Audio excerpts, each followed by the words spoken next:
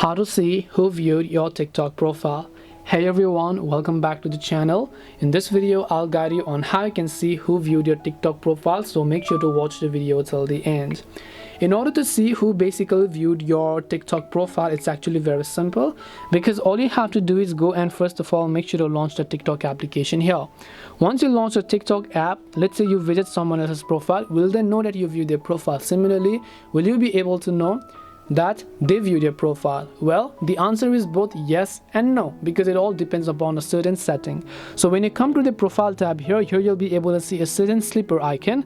When you tap on it, you have this option called profile views. So if profile views is actually turned off, no matter whether even if the other person has it on, if one of you views each other's profile, you will not be able to see whether or not both of you have actually viewed your profile. So profile history or profile viewing only works if both of the parties have enabled profile viewing, which means that let's say me versus you, if I have turned on profile views and you also have turned on profile views, if I view your profile or vice versa, if you view my profile, we are both going to know that we have viewed our profile. But if one of us, which could be you or which could also be me, if one of us has basically turned off our profile views, no matter the outcome, we will not be able to find out if you have viewed the profile, because it is against the community. So if you turn off profile views, you will not be able to see who viewed their profile. As a result, you will also not let anyone know that you viewed their profile. But if you have turned it on, if someone who has this turned on views their profile, you'll be able to find this out. But if they don't have profile views turned on, even if you do have, but it is not going to show up in yours. So that's the thing, that how it works.